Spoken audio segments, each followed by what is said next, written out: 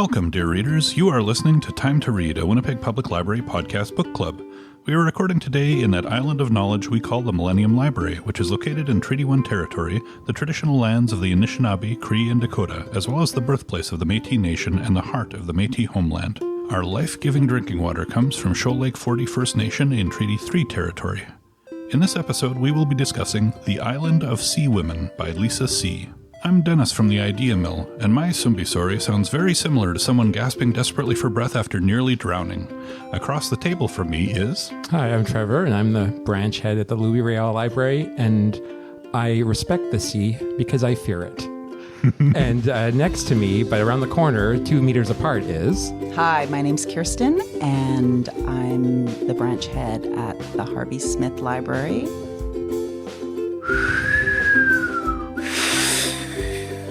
Oh.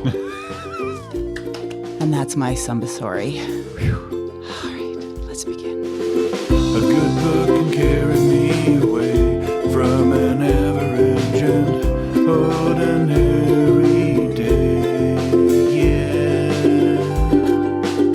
So keep it down, leave me alone, close the doors and turn off the phone, 'cause all I ever really need is a little more time to read. And you, dear readers, we couldn't do this without you. Your questions and comments make us breathe in fully in anticipation of diving deep into our discussions. You can find our email address and all of our social media outlets by going to wpl-podcast.winnipeg.ca and scrolling to the bottom of the page. Be sure to stick around for our special segment, Nerd Words for Word Nerds. In a minute, Trevor is going to summarize this month's book. But first, Kirsten will give us a bio of the author. Lisa C. is an American writer and novelist born in Paris, France, to Carolyn C., who was a professor, writer, and novelist as well, and to Richard C., who was an anthropologist. Kind of put that in there for Erica, but unfortunately, Erica's not here today.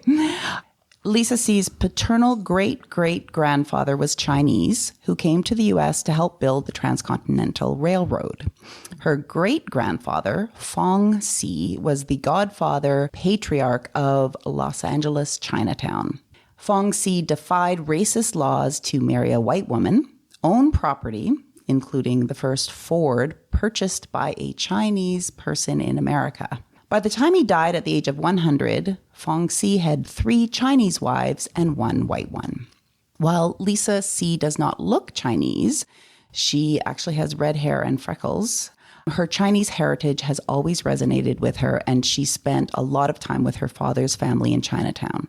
She says, "Chinese faces, Chinese culture, Chinese food, they were my mirror. They were telling me who I was." She was not intending to follow in her mother's footsteps and become a writer, but after many years as a book reviewer for Publishers Weekly, she began writing under the pen name Monica Hyland with her mother and John Espy, who was her mother's new partner. And the 3 of them together published 2 novels under this pen name. And from that experience, she began writing fiction all by herself. She types using only 3 fingers. She writes 1,000 words a day, which is based on advice received from her mother. And she says that research is her favorite part of the writing process, and she is known for her meticulous research, which we totally see evidence here in this book. As a child, Lisa C. said she'd read the first chapter of a book, and then the last, and then the second chapter, and then the second to last chapter. Back and forth like this until she met in the middle. As a child, she said she just couldn't deal with not knowing how something would work out. She says she still reads books like that. And when writing a book, she often writes the last line first. Breathe, breathe, breathe. That's exactly the last line. I remember it. Yeah. Somebody said that was like the best last line that they'd... And then I had to go back and reread it. Sorry for interrupting. That's okay.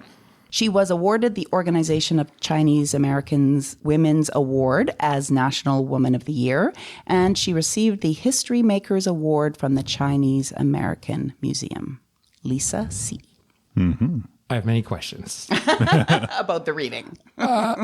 Well, you said her grandfather was the first Chinese man that was able to purchase a Ford. Mm-hmm. Or Like- just, yeah. Like they kept stats on that? One of the first books that she wrote on her own was about her family's heritage and Chinese heritage in California. Yeah. So, yeah, there must have been stats because she is a meticulous researcher. I have a follow-up question. She only uses 3 fingers to type. Yeah. Which fingers? The 2 index fingers, I'm guessing? And the middle finger of the right hand. I'm just guessing. Huh. What do you think? Well, it's dangerous to speculate. It might be the thumb. I was thinking maybe it's thumb. probably the thumb. Thumb to No, do you're the right. space bar, maybe. Yeah, yeah. But, So, yeah. well, I'm sorry for... No, that's fine. And we don't want to talk about how she reads? Like that. I kind of felt like maybe the way that the book was structured with the parts in the near past and the past intermingled like Yeah. that. So you don't have to jump to the back page and the front page. You can actually see the last part of her life playing out. right. So I wonder if you read The Island of Sea Women the way that Lisa C. would read books, it would just be a very linear story. Because you would... Like, I wonder if that's the code. Like, if we actually read all the 2008 bits together...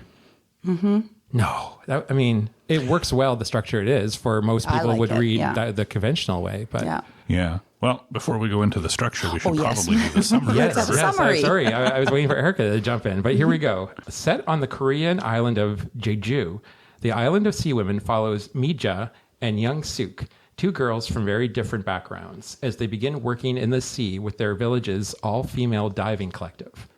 Over many decades, through the Japanese colonialism of the 1930s and 40s, World War II, the Korean War, and the era of cell phones and wetsuits for the women divers, Mija and Young Suk developed the closest of bonds. Nevertheless, their differences are impossible to ignore. Mija is the daughter of a Japanese collaborator, forever marking her, and Young Suk was born into a long line of Haenyeo and will inherit her mother's position leading the divers. After hundreds of dives and years of friendship, forces outside their control will push their relationship to the breaking point. Let's start off with, what did we think of the book? Any opinions? I love the cover of the book. I love the cover of this particular copy because it shows 2 young divers, 2 young Haenyeo, and they just look so powerful and strong and happy, which I think really captures Minya and Young Suk, especially at the very beginning. I really enjoyed the book in terms of learning how much that we did about the Haenyeo women, the divers who dove down 20 or 30 feet and held their breath for 2 to 3 minutes and were the breadwinners for their family, basically did everything, and were these, super powerful women. And then on top of it, just the history, because of course, in our very sort of Western colonial education, I mean, I didn't really learn a lot about Jeju and this horrible massacre that occurred in the April 3rd incident. Yeah, the 4-3 massacre. Bukshan. So, I found it a fascinating book, and I liked it. Yes, I did. Well, and just following up with what you said about the cover, it was interesting to note that the the photograph they use on the cover is from the National Archives of Korea. So it is an actual historic photo of Haenyeo in their traditional diving gear. This is when they still wore the white kind of cloth diving gear instead of these eventually will wear the more kind of rubber, black wetsuits and things. Right. But for the majority of the novel, they were wearing these very traditional handmade clothing, and their buoys were like gourds or something that were kind of hollowed out and used in that, and so. But yeah, I just following up with what you said. Every once in a while, a book comes along that's like a gift. And I think this book was like a gift for me. It was a book that I was not expecting. It was not a book that I would probably ever have picked up on my own. But because it was selected for the book club, I read it. And I just thought, like, what an amazing opportunity to get into the lives, fictional lives, but based on meticulous research of 2 women growing up in this fascinating culture during a tumultuous century learning so much about Korean history and about relationships and friendships and forgiveness. And then there's lots of very dark moments in the book, but also moments of grace, moments of forgiveness, moments of brightness, despite the darkness, or maybe because of it. And so, my opening thoughts are, I loved this novel, and I was thinking that, you know how in history sometimes there are certain books that almost like spark a movement, like you think of like Uncle Tom's Cabin or To Kill a Mockingbird, novels that have sort of take on more. And this book could be that book for the 4/3 massacre and the Korean history, if only more people would read it. And if this was something like, it just seems like this is the story that needs to be told about something that I honestly never heard of before. I never heard of Jeju Island. I mean, I had the vaguest notion of what the Korean War was about. Like, so yes, a total gift. I'm so glad we got to read this one. Yeah, I really enjoyed this book too. And again, this isn't a book I would have picked up on my own. I will say about the cover, it looks like such a cheerful cover that you're totally not ready for all of the chaos and stuff that happens within it. Like, I was not expecting so many war crimes when I opened up that book. And, you know, considering that my first introduction to Korea, like in my consciousness, was MASH, you know, when I was growing up. So I knew there was a war there, but I knew about the one, right? I knew about the Korean War from the American perspective. And I mean, that show did cover bad things happening, but it was a comedy, and I was a kid. It was hard to grasp all of that. And it wasn't MASH on the air longer than the Korean War actually happened in real life, I think. There's some story about that. Yeah, although, that's a thing that's commonly said, but it occurs to me too, with all of the aftermath of the war, that actually dragged on so long. Like the April 3rd incident was years in the consequences and everything that fell out of it. Right. So I don't know, when does a war really end, right? Yeah. When people stop getting, I mean, they couldn't even talk about it until relatively recently. People were punished for talking about that incident. Well, and that whole guilt by association system, like, oh my goodness. Right. And the whole idea, and being so scared for their loved ones to say anything or do anything, or thinking, well, they won't be able to go to university because guilt by association. Yeah, and the whole idea that these horrible war crimes occurred, and then these people are still living in these villages together, and they have to live together with people that are on the other side or were on the other side, and they may have done lasting damage, but they see them in the street and they see them in the market, and this, how does this community like survive and go on? You know, one of my favorite lines in the book, I'm probably gonna I think I have it here. It's fall down 8 times, stand up 9. And I just thought that could almost just be like the tagline for the entire story. You know, as many times as these characters get knocked down and have horrible things happen, they get up again and they move on. And so you can think of that not only in terms of individual, but also the whole idea of, you know, the next generation taking over from the last, and that, you know, 8 generations are gone, but the 9th continues. And Fun fact, that fall down 8 times, stand up 9 was also used in Batman Begins. But I like the way it played out here better. So one of the things we're talking about here is all of the damage that happened to people, between people, living very close to people who have participated in these things that cause damage to you and your family. The book really focuses a lot on forgiveness. And that's one of the questions we put out on social media. Do you think forgiveness is important and necessary on both personal and societal levels? And what do you think is forgivable and what not? And I'll tell you, that question sat with me a lot reading this. I was thinking about, well, even just when you were just talking about, you know, the wars and not knowing very much, and how much they had to endure, and how that lays forth sort of intergenerationally. And we, you know, live in a country that has not had a war on our land in terms of like the world wars. And so people always are sent away. But I just kept thinking about the Indigenous folks who endured atrocities, some of them very similar, and how it's being passed down intergenerationally as well. And it's the same aphorism could be used for them too, you know, fall down 8 times, get up 9. And the whole idea of forgiveness, it made me think about that too. And forgiveness and reconciliation, and how when Harper did the apology and he wanted forgiveness, and there was some forgiveness given because they said to heal, we need to forgive. And that just really struck me as I was reading this for some reason. And because I can't, it's sort of a hard situation to put yourself in.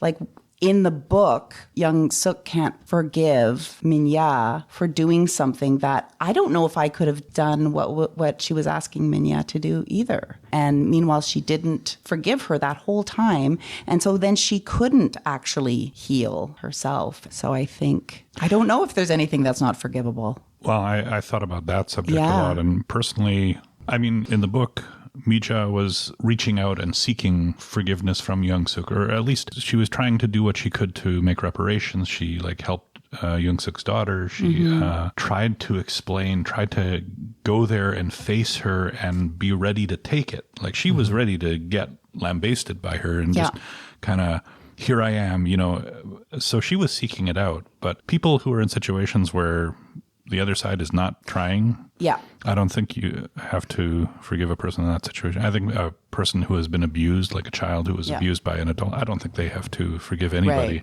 unless they choose to. Right, yes. Yeah.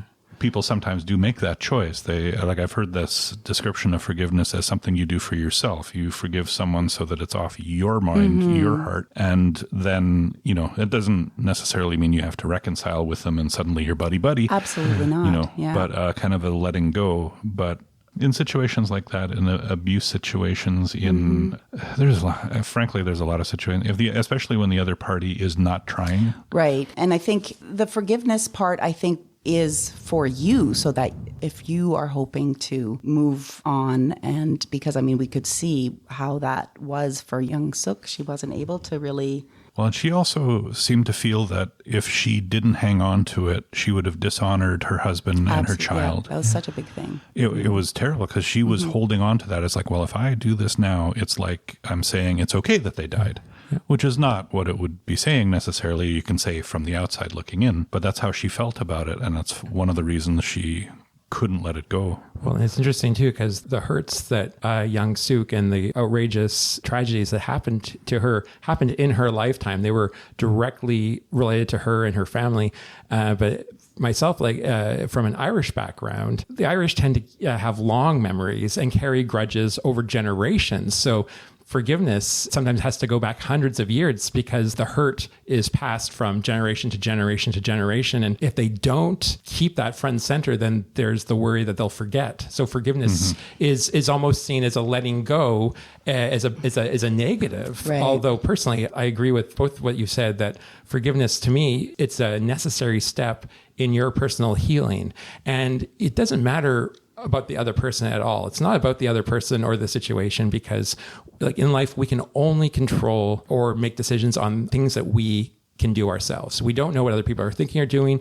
If we've learned anything in the last few months, the world is crazy and unpredictable. So, but if by granting forgiveness, giving forgiveness to something that has hurt you, helps you to move forward and heal, then it's absolutely essential. And I would say, there's nothing that's not forgivable, if forgiving is what's going to get you better or moving along or leave that in the past. Yeah, and I think with the Truth and Reconciliation Commission here in Canada, it's so important that we have a historical record and account of what happened, because we cannot forget. And in terms of most people, we have to learn about it too. Folks need to be educated. And it's the same with this book too, that people need to know about it. We can't forget. Exactly. And if it wasn't for this book, the three of us would never have heard of the 4-3 massacre. We wouldn't have known any of these things. And so was the maddening thing about it too, is that we get into these characters' heads and we learn their lives and we live with them and with their successes, and we're weeping with them in grief. But to the outside world, no one knows these stories. There might be there was some uprisings or whatever, or the UN was involved, or the American soldier, but it's just not talked about. And I think the erasing of it is just adding hurt upon hurt that goes towards what you're saying about the Truth and Reconciliation. Is as painful and as awful as these stories are, they are necessary to hear them and to have them in the open and acknowledge them, that they're there, if there's any chance of moving forward. Yeah, I was reading a review, or I was reading some comments on Goodreads, and there were a few people saying, "Oh, it's such a depressing book, and does anything good happen in there?" And no, I mean, yes, there are some good things, and some of it is quite heartwarming, but this is what happened, and we can't shut our eyes to what happened in Korea, in Jeju, in Canada. Yeah, just because it's so horrific, we have to hear the horror. People often talk about the horrors of war. Mm-hmm. And every time I've heard that phrase in the past, I always think of the soldiers being sent off to fight and die, which I think is how it's often framed. Yeah. And in this book, like, the soldiers weren't the focus. It was all about the people who just kept getting run over by soldiers back and forth. First, they're dominated by the Japanese, and then there's the Korean War, and then there's their own people coming in and killing them and burning villages and all of that stuff. And they had nothing to do with any of it. They fish, they, raise their kids, they live their lives. And it's kind of like in Afghanistan. I remember reading stories about American soldiers would come up to Afghani villagers and be like, hi, it's like, oh, more Russians. And it's like, oh, we're not Russians, we're Americans. It's like, well, to them, it didn't make any difference. Right. You were other people who come here and blow up our stuff and kill our people. And that was really personalized here with all of the stories of, you're lying in your bed and all of a sudden there's noise. And it's like, do you go check or do you stay inside? Or what do you do if you go outside? You might get shot. Is it terrifying? And when we reach later parts of the novel where Young Suk is clearly suffering PTSD and is paranoid about everything that she has to deal with, it's like you start to feel it at that point. It's like, yeah, there never has been a time where you could be free and open here because things kept happening to you and it was never in your favor. Yeah. That's why it was so lovely to read the descriptions of the diving and the going into, even though it sort of sounded also a bit terrifying. I mean, I love the water but it brought there was one point where they were talking about like the sort of the bliss, the euphoria that they got, as they were diving, and that the ocean was, offered the comfort of a mother, or better than the comfort of a mother. When I was reading that too, it reminded me of like years ago when I was much more into sports, and I would read about like the psychology of playing at a high level. And they call it, getting into the flow. And these high level athletes, they go into the zone. They kind of depart from their regular mental faculties and they're just focused on what they're doing. Mm-hmm. That happens to people in all kinds of professions when they're really, really highly skilled. And when I was reading that was what they were describing. Yeah. They were in the flow because they were these incredibly highly skilled divers and fisher. I don't even know what you call them. Not like fishing the way I think of. Harvesting kind of. Yeah. Ocean husbandry, or husbandry seems the wrong word here. Ocean wifery. Yeah. But there's a stewardship element to it where they knew not to take too much, and knew when to go at certain times, and their knowledge of the natural world, they were such a part of it too. Mm-hmm. Yeah, and because of their skill in that, it was, like you were saying, a refuge from all the other stuff that was happening. When everything was going wrong, they would still dive, except for the period where they were banned from it. But dive in, be their skilled, amazing workers, and have something at the end of the day that they could feel good about. And it was relief in the middle of a lot of trouble. And that solidarity and sisterhood as well. Yeah, that was the whole just thing so beautiful. The Boltuck, just gathering there around the fire and to talk and gossip and kind of ribbing each other good-naturedly about each other's catch and things. Yeah, just so the camaraderie and the mutual respect. And what we would call locker room talk here, that's except right. it's Boltuck talk. Yeah, totally. And complaining about their husbands being lazy and slow and, all these kinds of stereotypes that came out. But just your comments, Dennis, about the idea about the ocean being a place of refuge just made me think of this other quotation, if you allow me to read it. It's after the horrible massacre, and Young Suk is living with her mother-in-law, and they finally have the conversation about the day that Yuri became injured, brain damage from being under the water too long. Mm-hmm. And her mother-in-law says, "You showed courage." This is talking to Young Suk. "You showed courage, even though it was your first dive. Becoming a Haenyeo chief is what your mother planned for you too. She was a good mother to you, and she trusted you. and you have been a good mother to your children, and now you must be an even better and stronger mother. Children are hope and joy. On land, you will be a mother. In the sea, you can be a grieving widow. Your tears will be added to the oceans of salty tears that wash in great waves across our planet. This I know. If you try to live, you can live on well. And that little paragraph, like I just that to me is the book in a capsule. The idea of these two worlds, and the ocean is a place of safety where you can let your guard down, but it's also a place of danger and a place of sustenance. And I just love that the whole time Young Suk thought that her mother-in-law Do Sang was holding her responsible for what happened to Yuri, but at the same time it was a misconception. And again, it was almost like the misconception she had with Mija, that her anger and unforgiveness blinded her to what was really happening around her. So I thought that was very telling. Because then when the twins, I love them. Guja and Gusun. Yeah, and one of them, because of her other sister, lost their daughter.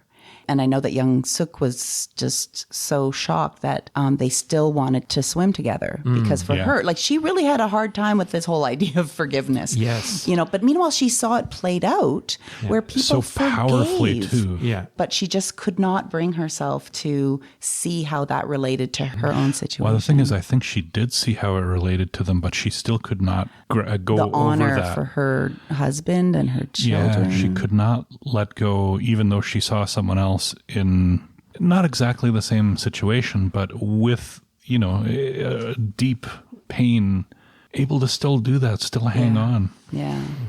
And it was pretty incredible. I mean, to turn around like that and continue to dive with her so close after that. Yeah, Gusan and her sister. It was just incredible. Yeah. And to also recognize that, no, I need to step away from being a chief, the chief diver, and I need to hand this over to Young Suk. Yeah, and I like too how she said, the reason that I didn't forward Young Suk for this before, and why I am doing it now, is because she has suffered this loss. Yeah. And she will prevent us from having this again because she knows. Yeah.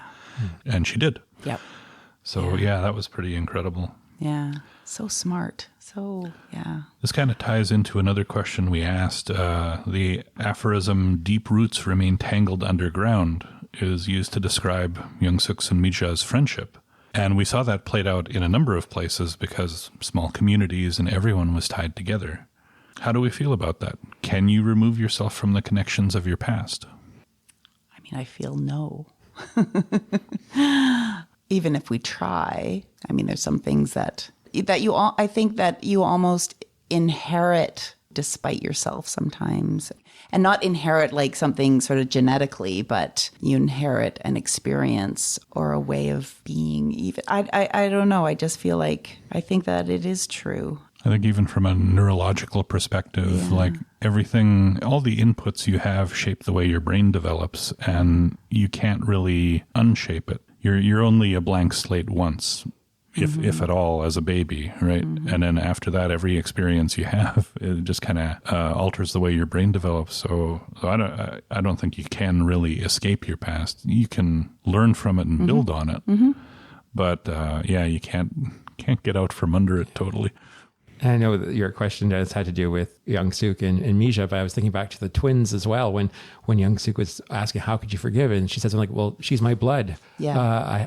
How can I not forgive? Like it was simple for her in that there was no question that the forgiveness just had to be automatic because they were so entwined. But even still, with Mija, like, I mean, she was open.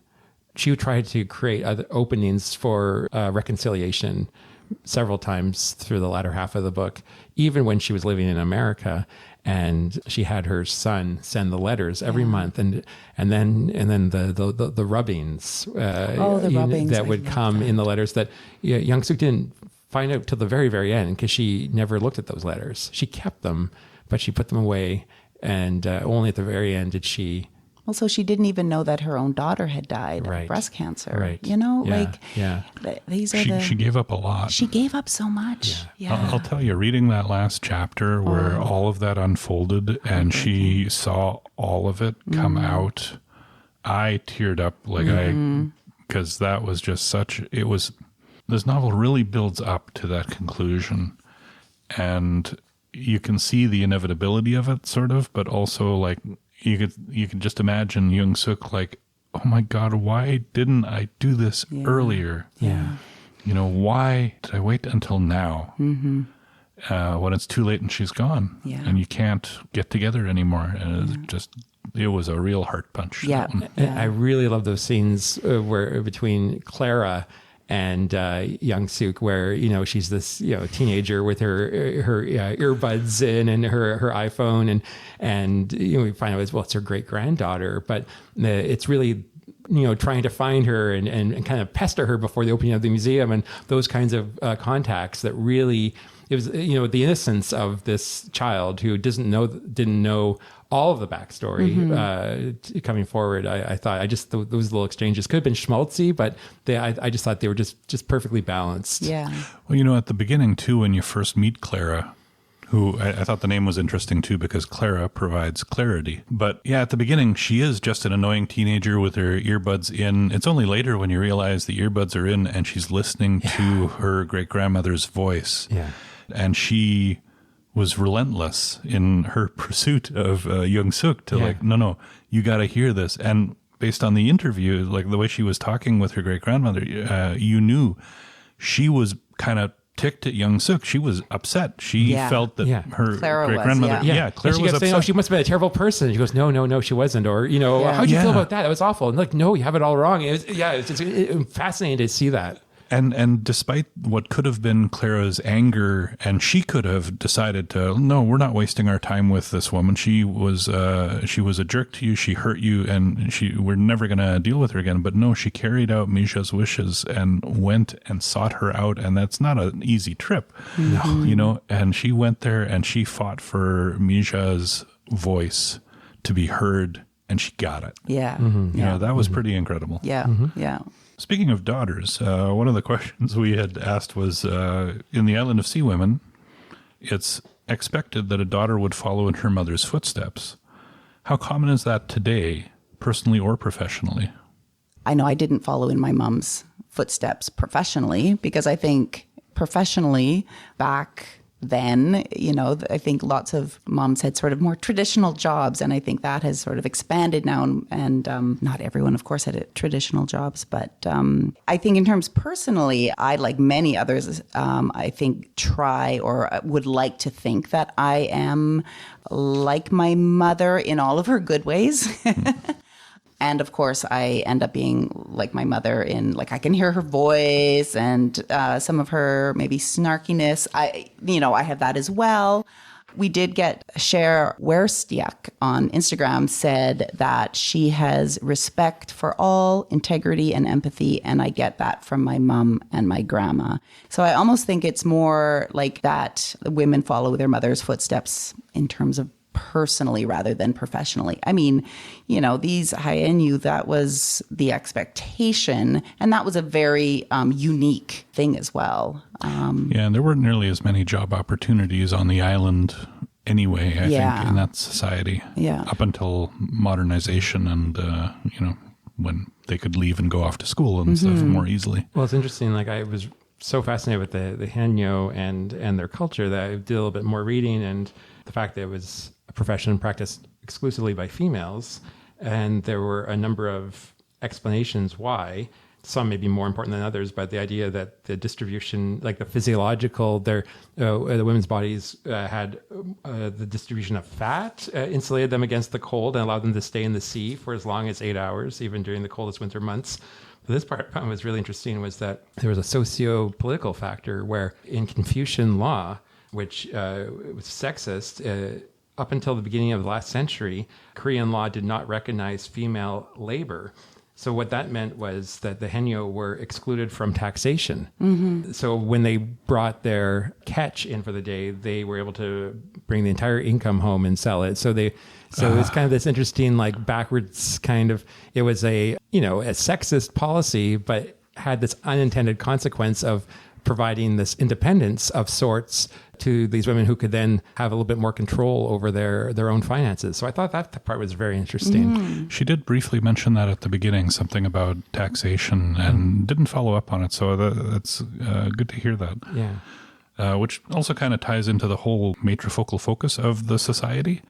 Because the women were the head of the household, they would go work, they would bring home the cash, they would run things, and the husbands would stay home and take care of the kids. But at the same time, when they got back from the sea, they're immediately taking the kids and breastfeeding them and doing all of the other stuff that women often do in many societies. So I kind of felt like, the matrifocal society in this situation is like, here, do everything. Mm-hmm. And then the men can talk about Confucius while sitting under a tree and go shopping. And it was very interesting. It really kind of, because at first when I was first reading that this was going to be talking about a matrifocal society, and I thought, oh, this is going to be great. And then the more I read, the more I was super annoyed, so the birth of a son meant that they would be going to school. And she was, and Young Suk even, when she had her daughters, and her husband wanted to make sure that all of their children, including the daughters, got educated. And she was like, no. It's their role to actually pay for the schooling for the sons. And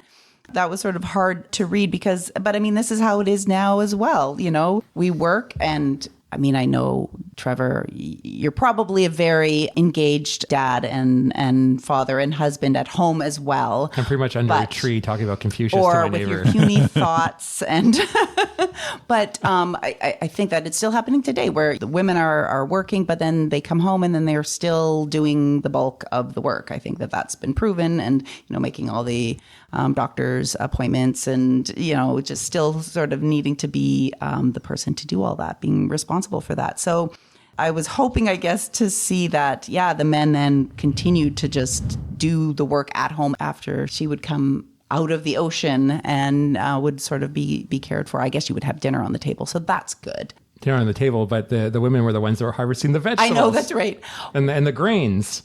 And it was amazing that they were so happy when they would get pregnant, and then they would dive all through their pregnancy. Yeah, that was crazy. Young Suk was like, oh, hopefully I'll give birth in the water. Yeah, Wouldn't that be great? Yeah. And instead she gave birth on the boat, and then the little babies would be on the boat in Vladivostok. And that Russian captain would be, if the baby started to get hungry, he would bring the boat over. Yeah. They're going to need to be breastfed. Like, amazing. Yeah. The strength of these women was just remarkable. Yeah. And the incredibly dangerous work. In Young Suk's first couple of dives, there were, one person with permanent brain injury and another, and her mother dead. Yeah. Just like, hey, welcome to the workforce. Yeah. This is what you deal with every day. Mm-hmm. And you still have to do everything else. Yeah. And I wasn't calling Trevor out with his puny thoughts. They actually talked about it was very funny the way that all the women would be around the fire and talk about men and how they spend all their days talking about Confucius under the tree with their puny thoughts. And I loved it when the grandmother was telling Young Suk, well, just maybe keep a little bit of the allowance that you usually give your husband, keep some for yourself. Yeah. So that you can go and visit Minya in the city. Yeah, I like that. So, but just the way that they would sort of rib each other and talk about the men, and they are very sort of, they can't think the big, broad thoughts that we women can. Yeah. Do we have any final thoughts on this book? If there's any common theme across all our books, it seems to be that octopuses are not to be trusted.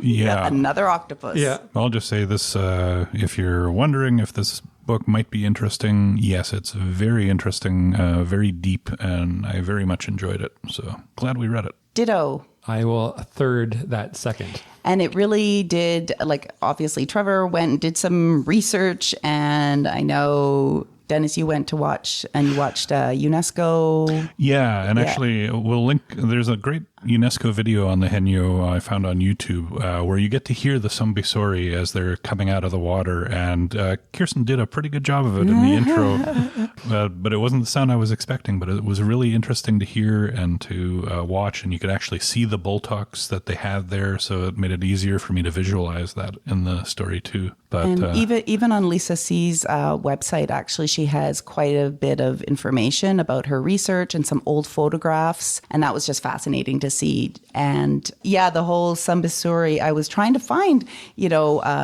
what it actually sounded like, because in my mind, when I was reading about it, I thought it would be sort of this kind of sound. And then in these videos, you would just hear the whistles, and a whistle like a dolphin or a whale, because that's what they were copying. I mean, they were learning from these animals to be able to actually hold their breath that long. So it's actually quite a beautiful sound. Yeah. The whistling. Yeah, I also like the idea that they were just slightly different enough that there was an individual quality to them. So when you heard it, when the other Haenyeo heard a particular one, it gave them sort of like a bearing as to where they were and if they were doing okay. Because if they surfaced, they heard it, okay, they're up, and if they hadn't heard some story for a while, then that was a cause for concern. So the fact that they could distinguish between them, like bird calls or something. Yeah.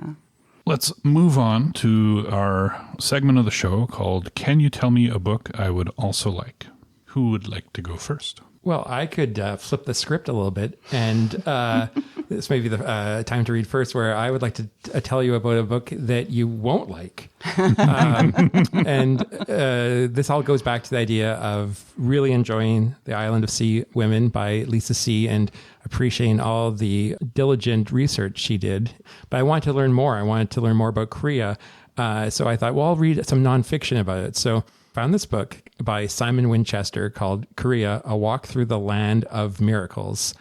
And I started reading it. You would think the concept of the book would be right up my alley, because what it is apparently there was a Dutch shipwreck way back in the 1600s where a bunch of sailors, seamen, if you will, crashed on Jeju, the island of sea women, and they were captured by the people there. And because it was a security kind of threat, and they were marched from Jeju, well, I guess they were put on a boat and then taken across the sea and then marched up pretty much the middle of Korea to where Seoul is now. And they were kept there for like 10 years. And then a couple of them escaped and then wrote about their experiences in Korea. And it was the first Western account of Korea. So Simon Winchester decides, well, I'll just walk in those footsteps and see what Korea is like nowadays. But first of all, he did this like in the mid 80s. I should say Simon Winchester has written some other very interesting books, most notably Krakatoa. But this one, I don't know if I'm just reading things with a different lens these days, but it felt very paternalistic, very condescending, very almost like vaguely like misogynistic in the way that he was talking about the people. And I read the first section because that's the section I was most interested in because I had to do with Jeju Island, but I didn't get very far into it. And it's I don't know what to say. He's a British guy, so it's framed very much in a Western kind of colonial sort of mindset. So, but I don't want to leave you on a negative. That's Simon Winchester's Korea. So I found another nonfiction book. Now, again, it's also a British guy. Because we don't want to read a book about Korea by a Korean. Hopefully, eventually, I will actually find a Korean history book written by a Korean. But until I do, Daniel Tudor, at least, he has lived in Seoul for many years, and he was the Korean correspondent for The Economist magazine. And this one came out just a couple of years ago, when the Winter Olympics were in Korea. So it's almost like a guide. In fact, Dennis commented, it looks like a guidebook from the front. It's called Korea, the Impossible Country. And it's just an interesting modern look at the economics, the politics, and the culture of Korea. And it's very well sort of researched, but also from a Western point of view. But if you want to read more, I would definitely recommend Daniel Tudor's Korea, the Impossible Country. And you can avoid Simon Winchester's Korea. And for any Simon Winchester fans out there, I look forward to your emails. My book is a graphic novel called Grass, and it's by Keum Suk Jenri Kim. And it is a firsthand account of a Korean girl named Okseon Lee, who was forced into sexual slavery or to be one of the comfort women for the Japanese Imperial Army during the Second World War. And Jenri Kim interviews Okseon Lee years later in a nursing home. And so similar to the island of Sea Women, we sort of go back and forth. And Jenri Kim sort of builds this relationship with Okseon Lee and then receives this story. And it's very anti-war, as I think even the Island of Sea Women is. I mean, I think whenever you write about the atrocities of war, it's an anti-war book. The drawings are, there's just lots of dark ink and sort of wild lines. And it's quite stark and it's super powerful. And I really, really enjoyed it. And it just opened up a whole different area of knowledge for me about these comfort women. It's also not an easy read, but it's an important read. And the book Grass is translated from the Korean by Janet Hong, who is an award-winning translator based in Vancouver. So that is Grass by Keum Suk Jenri Kim.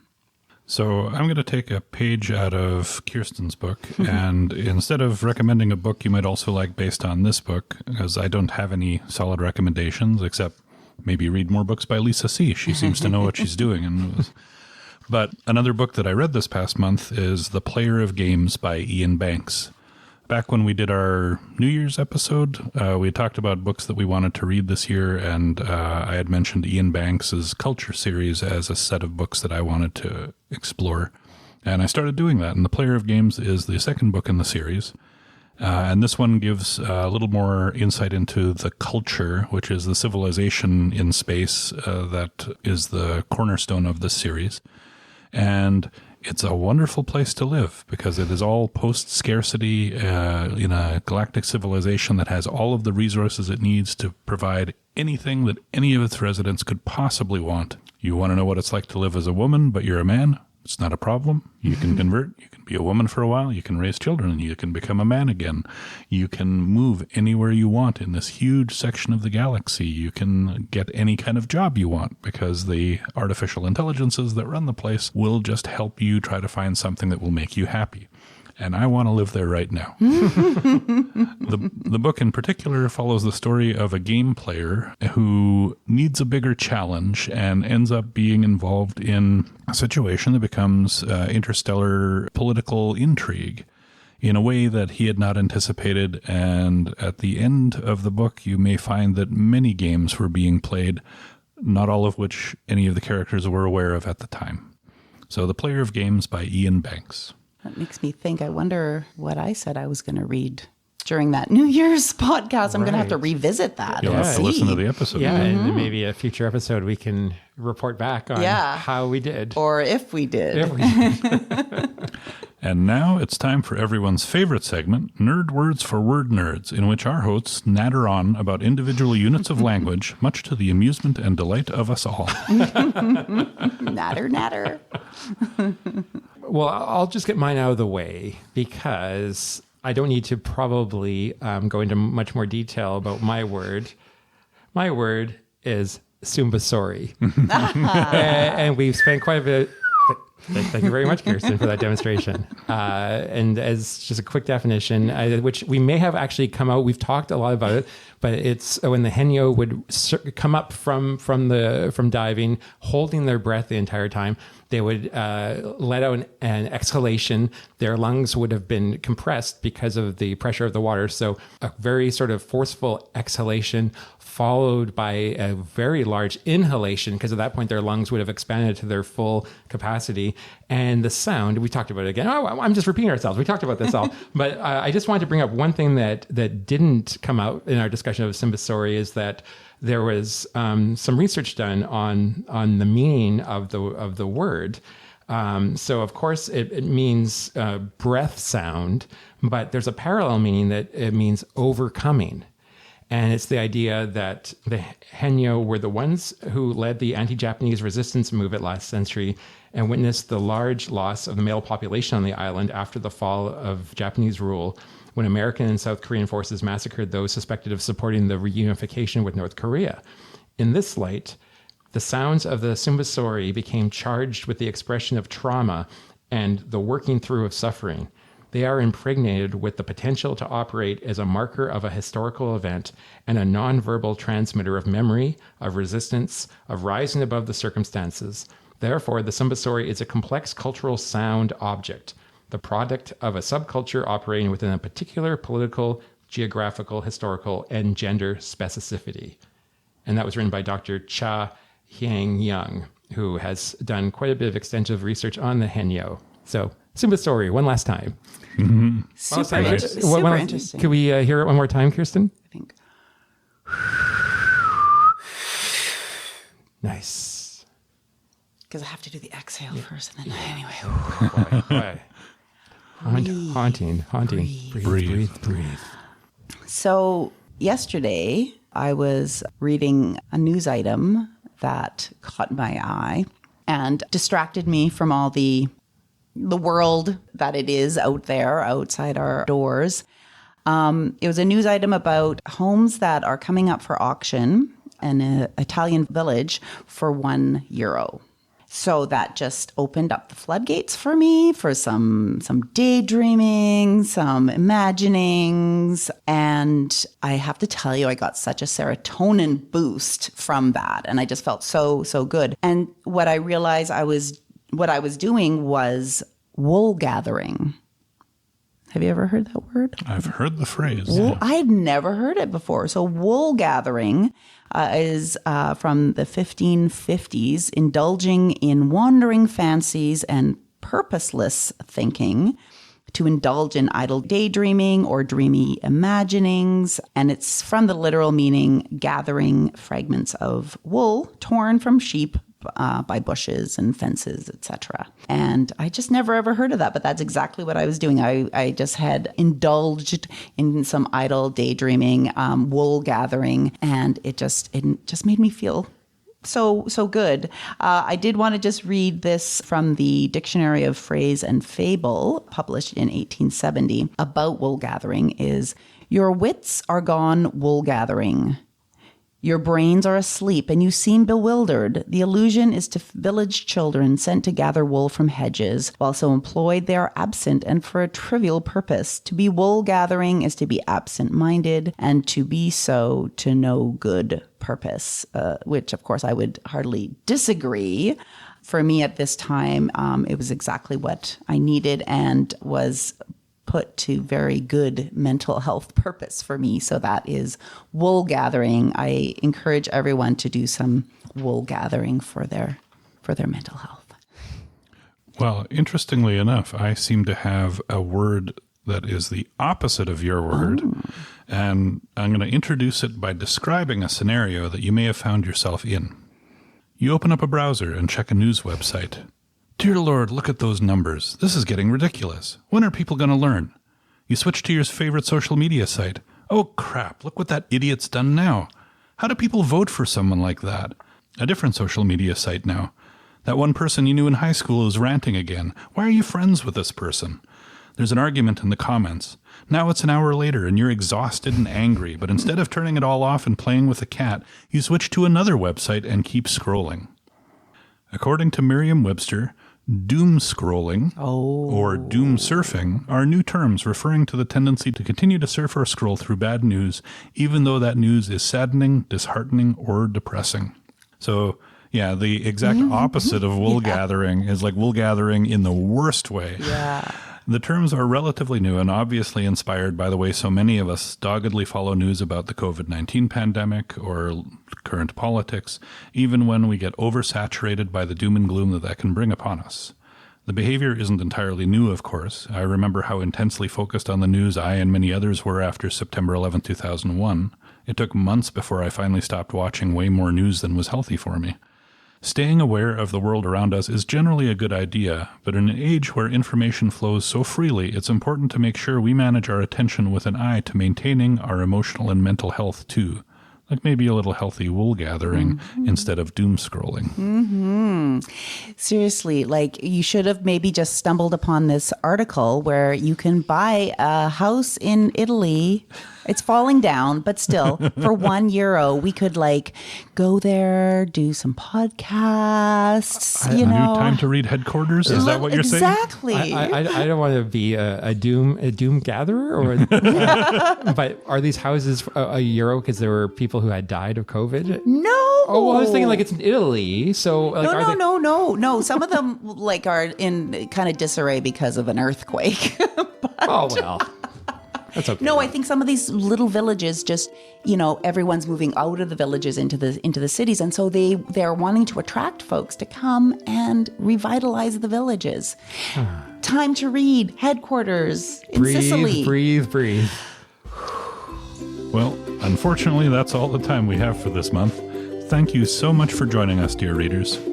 For November, we're reading The Water Dancer by Ta-Nehisi Coates, as selected by the members of our Facebook group in a poll we were running after our last episode. If you want to tell us what you think we should read next, connect with us on social media or through email. You can find all of our contact info at the bottom of our page at wpl-podcast.winnipeg.ca. You can also find all of our past episodes and discussion questions there too. If you haven't already, subscribe to Time to Read on your favorite podcasting service and maybe leave us a review. Tell your book-loving friends about us too. And until next time, make sure you find time to read.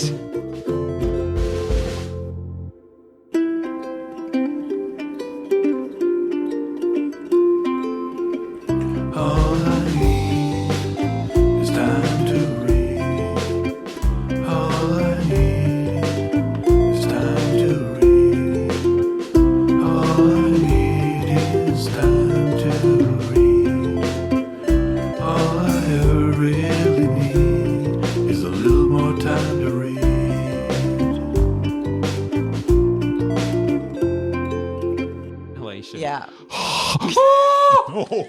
Oh, I'm sorry. You're recording. Yours was much better.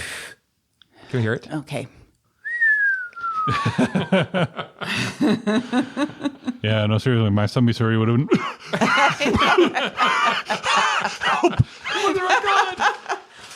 I think that sounds like Dennis. Is that Dennis or a gasping walrus? I don't know.